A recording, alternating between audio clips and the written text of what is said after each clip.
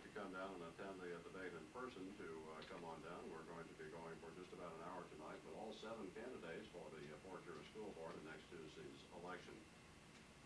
And the format will be similar to what we've followed in the past. There'll be opening statements, a round of questioning, because we have so many candidates. We're going to kind of condense that a little bit, and that they'll just be the responses only and not rebuttals to individual questions. So 1 round of answers per question, then we'll go to the next question. We've already had a random drawing to determine the order of the opening statements, the order of questions, and the reverse order for the closing statement. And let's begin with our first candidate this evening and his opening statement. We welcome John Russell. John? Good evening, Paul. I'd first of all like to thank WDLC, WTSX for providing this forum. And I would like to thank everybody who showed up in person and those who are listening at home for their interest in this very important election. My name is John Russell, and I am seeking your support to serve as a board member of the Port Jervis City School District. For those of you who don't know me, I was born and raised in Port Jervis, graduated from Port Jervis High School in 1978, and State University Regents College in 1993 with a bachelor's degree in accounting. I am the branch manager of Key Bank in Port Jervis, and have been in the banking field for 14 years.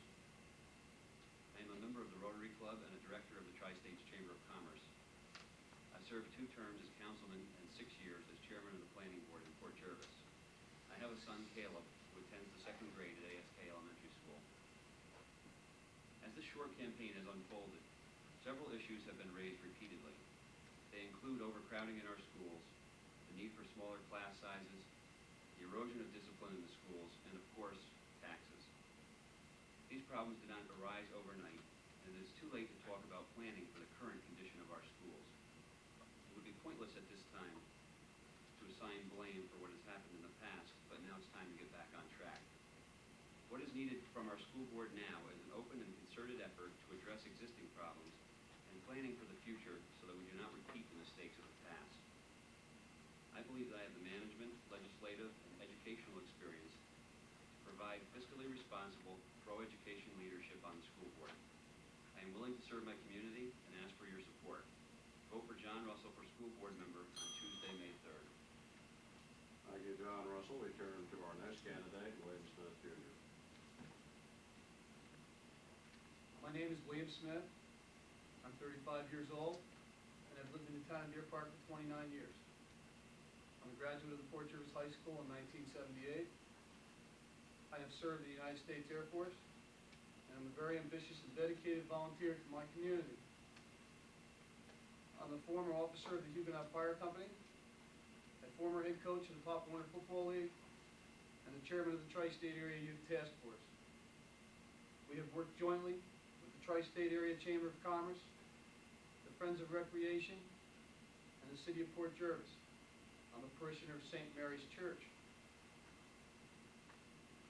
My concerns are the health, safety, and welfare of our children.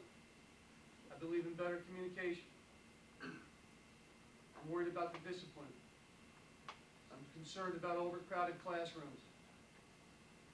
I'd like to implement alternative schooling. And I'm very much concerned about violence in the schools. The best way to preserve a good reputation is to maintain your values, but change the way you operate. The school district and its board is being seen as old-fashioned and not responsive to the people. And I would like to change that. I offer a fresh new look for a very old problem. Let's get back to the basics, the health and welfare of our children. Thank you. Thank you, William Smith. Our next candidate is Janet Benning. Janet, your opening statement. Thank you and good evening. Thank you for this opportunity to introduce myself. My husband and I are the 5th generation of the Banks family who live on the Banks farm in Cahoonsey. I have 4 children. One has graduated from college and 3 attend school here in Port Jervis. I worked for 20 years in research and development with Avon products, but for the past 10 years I've been concentrating on raising my family and doing community service. I am the vice president of the high school PTA. I've served on education committees concerned with a new compact for learning and shared decision making. I gained a thorough understanding of the state education department's expectations and requirements of school districts. I serve as a volunteer in our schools, and I'm also a substitute teacher in all 5 buildings. In so doing, I've gained considerable insight into the day-to-day operation of the schools. My keen interest in education has led me to read extensively about the changes that have been occurring in education. I've attended board meetings regularly for several years and have studied the school budget by attending the budget hearings and asking questions. I speak out against items in the budget which I feel are unwise expenditures. I expect to do this in the future, whether I'm elected to the board or not, as the budget is very important to both the education of children and the well-being of the community. I'm very concerned about the behavior in the schools. I'm very concerned that we're not keeping up with technology in the schools. I think our schools have to be made smaller so that they can be better controlled. And I'm just generally concerned with all phases of education. Thank you. Thank you, Janet. Thanks. Our 4th candidate tonight is John Weimer. John? Thanks, Paul. Good evening. My name is John Weimer, and I'm a sergeant and 16-year veteran of the Port Jervis Police Department. I'm also a member of your school board, and I'm seeking your support for re-election at the school board election to be held on May 3rd. First, let me express my thanks for this opportunity to discuss the issues we face in coming years and years to follow. I'm a longtime resident and homeowner, and I'm very well aware of the burden the escalating cost of education places on property owners. Placing the entire burden on funding of education solely on homeowners is grossly unfair, especially for our retired senior citizens. I will continue to fight for alternative means of school funding. What are all the alternatives? Such alternatives can include funding local schools with an income tax basis. This method would place the cost across a much larger group, with everyone, not just property owners, carrying the burden. Another alternative could be exempting low-income senior citizens over 65 from paying school taxes. Another is the use of local sales tax for education use only, thereby broadening the revenue base. There are other problems such as the breakdown of discipline within our schools. Administrators and teachers have become victims of personal assaults. These students who are habitually disruptive cannot be allowed to contaminate the educational process within our classrooms. They must be removed to an alternative site until they are allowed into regular classrooms again. Overcrowding is also a serious pressing problem that is not going to go away. Class size due to ever-increasing enrollment presents problems in several areas of elementary schools. We must explore every alternative before we embark on a new building program. What are the alternatives? Rescheduling classes in high school by adding another period could free up classrooms in that building for elementary use. The possibility of additions to present buildings as well as the use of modular additions could be considered. Another problem we are currently addressing is the updating of our computer programs, especially in the elementary and middle areas. We must keep our students literate in the rapidly expanding area of technology, even in the early years. There's no substitute for experience. Experience saves tax dollars. I feel my 3.5 years of experience will help me save you tax dollars. I seek your support on May 3rd. Thank you. Thank you, John Weimer. Candidate number 5 this evening is Brendan Hess. Brendan? Good evening. My name is Brendan Hess. I'd like to thank WTSX and WDLC for inviting me here tonight. I'm a lifelong resident of Port Jervis, where I reside with my wife Patty and our daughters Rachel, Amanda, and Tricia. I'm employed by the Federal Bureau of Prisons at Otisville, where I'm an inventory management specialist. Previous to this, I was employed with C&E Tower Systems for 10 years as a supervisor. I'm a member of the Port Jervis Fire Department, Sullivan Avenue Middle School PTAs. For the past 3 years, I've coached 4 Odyssey of the Mine teams in our district. I've coached girls T-ball teams in Little League. The Board of Education is faced with many major decisions. What are some of those decisions? Overcrowding. Should we build or should we expand current facilities? Quality and affordable education. I believe we need to provide the best education that we can afford. Violence in our schools. We need to develop a comprehensive policy that addresses this situation. Communications. We need to be responsive to the people when they come before the board. I feel these items need to be addressed to improve our educational system in Port Jervis. These concerns will require creative and cost-effective measures. It will require effective communications and teamwork with all facets of the community. We must develop policies to enhance programs and provide a safe environment to learn in. The board must be receptive and responsive to concerns brought before it. I make one promise. I will work to the best of my ability to provide a quality, cost-effective education. I ask for your support at the polls on Tuesday, May 3rd. Thank you. Thank you, Brendan. Thank you, Brendan Hess, and we turn to candidate number 6, Eric Stein. Mr. Stein? Thank you, Paul. I appreciate the opportunity to have this time to speak with the community. As I said, my name is Eric Stein, and I live in Deer Park. I've been increasingly frustrated by the national educational decline and have brought that frustration to the local level because I feel I could be most effective at the local level. I'm currently a planning board member in Deer Park, and I've also been working on the recreation committees building the new parks in Deer Park. I've taught at the university level and have experienced student quality of student care that is deplorable, and hope to remedy that situation. A few of the topics which I'm very concerned about in the Port Jervis school system is our lack of advanced computer training at all levels. The computer situation is far from adequate, and computers affect every way of life, from the auto mechanic to the engineer, and it has to be improved. Overcrowdedness is a stressing problem on all our facilities, and that also has to be dealt with. Building a new school or not building a new school is a very complicated subject, and I don't feel that there is a very simple answer to that. There certainly is not, the answer certainly isn't just hire new teachers to take care of the overcrowdedness. The tax base, everyone complains about taxes, including myself, and no one likes to pay more taxes. However, the schools and the education has to be taken care of because the students have to come first.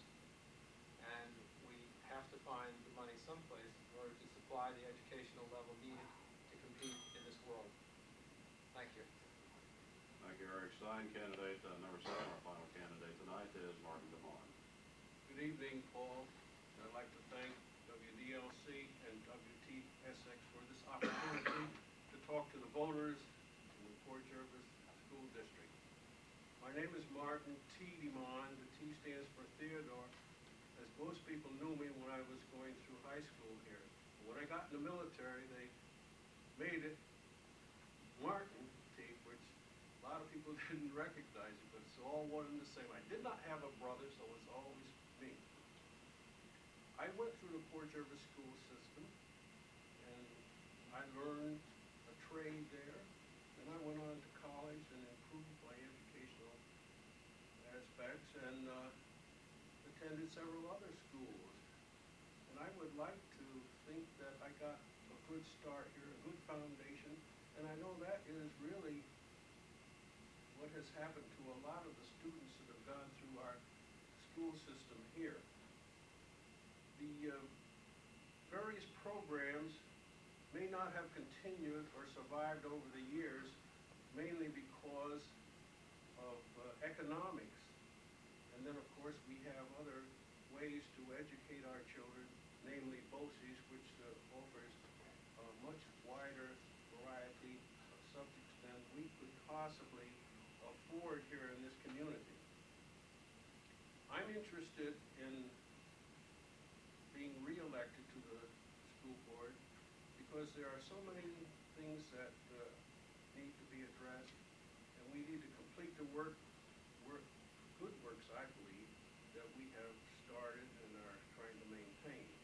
And in order to do this, I have an obligation which I will represent the interests of every taxpayer and every person served by the board. Thank you. Thank you, Martin DeMond. You've heard all 7 candidates with our opening statements tonight. We are live at Port Jervis City Hall. This is Meet the Candidates, a production of WDLC, WTSX News. We're also happy to have Access 8 with us tonight, who will be rebroadcasting this debate at a later time, sometime prior to next Tuesday's election, and we'll certainly announce when that will be done. We do have some people here this evening, not a big crowd at City Hall tonight. Anyone who does want to come down and maybe ask a question directly, you're still free to do so. We'll be going until going to follow the same rotation, but we're going to start two candidates down. The first response to this question would be from Janet Banks. And it has been said by Superintendent Patrick Hamill that even adding teachers at this point would not solve the problem of dealing with the growing student population because there's no place to put additional classes. How would you solve that problem? Would you consider options such as split sessions, or would you seriously at this point consider the building of a new school, as the superintendent has said would be needed? Well, at this point, I think the building of a new school needs a lot more study before we get into that kind of a project. On an immediate basis, and it appears that we have an immediate problem, on an immediate basis, I have suggested to the board that we go to an overlap day. You know, an overlap day is not a split session. It does not put children on half-day sessions, but it does increase the capacity of the building by 10% by overlapping the day. What it actually means is some start at 7 and go to 2, and some start at 8 and go to 3. But it gives you schools a lot more utilization of the facilities that you already have for no additional cost. Thank you, Janet Banks. John Waymer. Right now, Paul, the board is looking into a short-term plan as far as trying to solve the overcrowded problem. There's some alternatives. First of all, try to get the kindergarten classes, possibly move them off campus to alternative sites on a short-term basis. Also, we could possibly utilize our music rooms and art rooms by putting the music and the art teachers on carts and having them go in the elementary grades from room to room and conduct their classes in that way to conserve on to make space for these oversized classrooms. Another method would be possibly putting a modular or two in place, and they can be put in short order. Okay. Well, you heard the bell the first time. It means you have 15 seconds left. They can be put in short order, and there are some alternatives. Like I said, these plans that I've outlined are, in fact, undergoing study right now by the board. Okay, thank you, John. Brendan Hess. Apparently, Mr. Hamill wasn't listening at a budget hearing. The building principals have requested, and they have made provisions within the buildings they have right now. The long-term solution needs to be looked at long and hard, whether to build or add on the current facilities. Short-term, you could find rental space, or as Mr. Wayman said, you could put modules in. Okay. Eric Stein. Yeah, the overcrowdedness certainly is a major problem. I certainly would never recommend that art teachers and music teachers go on a cart system. Those are specific subjects which have a lot of cumbersome equipment rather than a textbook. I'm definitely not for modular situation. The kindergartner situation, it may be a good idea to move that off campus. However, it certainly is a major idea to make it all day long. I don't believe kindergarten should be half day. Building another school is probably an inevitability, which will have to be seriously considered in the long term. And it should not be completely eliminated as a possibility. I feel that the current buildings have been expanded on already, and probably their physical plans are more than stressed out, and I don't believe that's physically possible, speaking as an engineer. Thank you. Thank you, Eric Stein. Martin Amon. The current overcrowding situation in the school we must face, and a building program is inevitable, but it will not happen tomorrow, but we have to make plans today for that. Certainly there are other alternatives that we have to face because we have a overcrowded situation that is facing us right now, and it gets more acute as the next year comes around. So the easiest and fastest way probably would be modulars. If somebody suggests rental space, but adequate rental space is at a premium, and I think the board has explored those areas and almost come up with a negative answer in those areas. Thank you, Mr. Demond. John Russell. Well, first of all, Paul, I think that it's unfortunate and poignant that we have to be discussing the problems of short-term planning. Obviously, the definition of short-term planning is that it's for something that's immediate. This should have been something that was handled a long time ago. The decision really should already have been in place. My feeling is basically that in order to properly educate the children, they need to have a safe and comfortable environment, and they have to have the resources that they need to learn. So I'm also not in favor of the music, and the art, and so forth on a cart. And it's one of our responsibilities to provide them with the space that they need to hold the classes. And I think that if the communication lines with the community were more open, that the feedback would have been there, possibly to anticipate this problem and obviate the need for long-range building. Thank you, John Russell. Final response to this question from William Smith.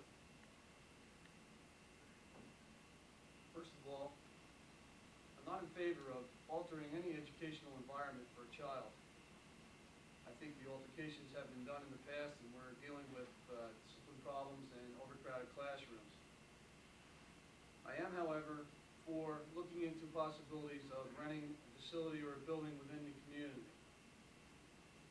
As long as we can come up with handicap accessibility and be able to develop a decent learning environment where the children will get what is expected of the education, I would be all for that. I have also looked into possibilities of an alternative schooling program. We have a discipline problem, and there's quite a few students in the school district that are creating a terrible environment to learn in. I believe that if we can eliminate or pull them from the regular everyday population, we might give space. And in turn, maybe start to develop some room for the children that are trying to learn and get a good deal of their education taught to them, that we'd be able to grasp that. Thank you, William Smith. You've heard all 7 candidates and their response to the first question. We'll go to our next question, somewhat related. Is there, in your view, an optimum class size, and should the district move towards maintaining that class size, be it 24, be it 27, be it 30, at any expense? John Weimer, we'll start with you. Well, I feel the proper class size would be approximately 25 students per class. Right now, as we've discussed before, we do have some overcrowding problems in our elementary and our secondary level. However, like I said, with some short-term solutions, we hope to reduce those numbers down to approximately 25 per class. And like I say, and continue on for some long-range planning as far as what to do, as far as whether it be an addition on a building or a modular program or a new school. But of course, the two alternatives I mentioned before have to be looked into for where we have to explore the building project. Brendan Hess.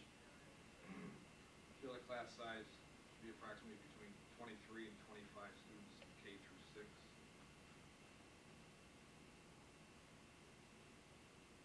To deal with the class size, we have to look at a solution to our building program. Decisions have to be made to either add on to the building, build present facilities, or build new ones. Okay, thank you. Eric Stein. Yeah, I believe that the 23 to 25 is a reasonable amount of students in the elementary grades. However, at the high school level, they certainly can handle a larger group of that, especially if they do certain type of educational lab situation. Excuse me, what's the second part of it? What, the second part of the question was, would you move to attain that desired class size at any cost? I guess you could infer from that at the expense of higher taxes. Well, the school situation is that we get caught into this short-term solution problem because we don't take the initiative to make the long-term commitments when we need to take them. Thank you. You have 15 seconds left. Well, I think that pretty well says it. Okay. Martin Devon. I I think the optimum class size is generally around 24, but we must remember there is no mandate for class size coming out of Albany. But the teachers and the parents certainly are aware that large classes do not lend to good instruction. If we go back to square one, the reductions or the large class sizes are part of parcel of the reduction in state aid and then having to balance the budget and raise taxes to afford what education we still are having. So I was saying that we thought that we are attempting to get more state aid and also other avenues to raise more funds without hitting the taxpayer for more money. Thank you. John Russell? Well, Paul, I think you were right in saying that this was a related question to the overcrowding question. I think that the issue of the lack of planning and the current Band-Aid approach to the problems is not serving us well.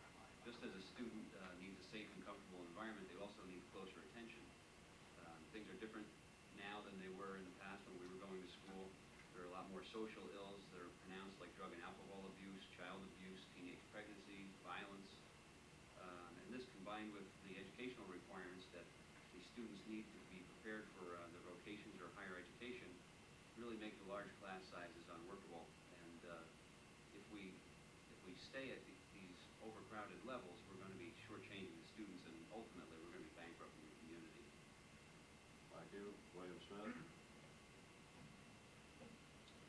I have to agree with my opponents. Yes, 25 students in a classroom is a good, fair figure. I have to say that we might try to alleviate the problem by moving students into different programs or say, looking for space to rent or things of that nature. But again, we're starting to get into the effect that we're going to alter their environment and where they go. And the only thing I can tell you is that I would be for trying to hold that number at 25 and would work to the best of my ability without raising any taxes of any kind, and just try and keep it at 25. That's about the most comfortable position we'd be at right now to teach them. Okay. Janet Banks? Well, I think that what we're talking about here is the goal of students learning, and class size is a function of that. My concern, or my question to that, is which would be a better situation, to have 30 students, 30 well-behaved students in a classroom, or 20 students who don't behave at all? In which situation are the students actually learning more? So I think in addition to class size, we have to address the behavior in the school even more so. Class size in the elementary school should be about 25. In the first year or two, kindergarten and first grade, I think it should be even much lower than that, because is where the students learn the patterns that will follow them all the way through school. In high school, math classes of 30 are way too big for kids to learn. I believe in getting the class sizes down, but I don't think we should raise taxes to do it. We should just rearrange our priorities in our budget. Let's stay on the theme of behavior for our next question, and Brendan Hess will be the first responder to this one. What is the problem right now confronting the Fort Jervis School District as you see it with behavior? And I'm going to ask you a related question as a follow-up to that. Let's deal with this one right now. What do you see as the real problem? Is it the students? Does it come from the home? Is it just lack of any sense of rules within the school itself? Brendan?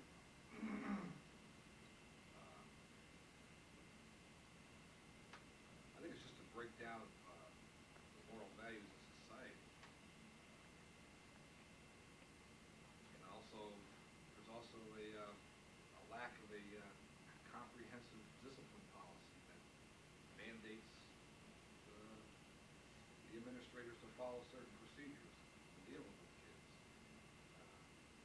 You have a kid that becomes violent or attacks another, I think the situation calls for the police department to come in. building administrator has to file that report, so be it. We have they have a duty to provide a safe environment in that building. And they should use whatever means that are available to them to do that. If it requires giving them a written instruction to do so, we should do so. Thank you, Brandon Hess. Eric Stein? The problem with violence is a compound problem, and I believe it stems primarily from a lack of support over a 24-hour period. What I mean by that is that there has to be discipline and control at the school and with the student-teacher situation, but even more significantly is the control of the parents over the students. Students need discipline and control and reinforcement from the parents in order to behave for the rest of the day. Students learn primarily by example, and their example primarily are their parents. If you have parents that do not take the time with their children, they will suffer. If they have substance abuse, alcohol, then the student generally follows suit. And they carry these problems into the school system, so it is not only the school system that needs attention. Thank you. Thank you, Eric Stein. Martin Demond? We all know that there is a discipline problem in the schools, but I don't think it is out of hand, as some would say. Because we do have policy, the administrators certainly know what to do in case something happens. But let's get back to the fundamental reason for this. People are human. Children are allowed to do their own thing anymore. Discipline at home is a thing of the past. So we're talking about family values and home training. But let's look at what is happening in the home. Maybe these homes are broken homes, maybe they're single-parent homes. But beyond that, our economy dictates what happens in the home. Years ago, there was one breadwinner. Now it takes two. For that reason, the children are on their own.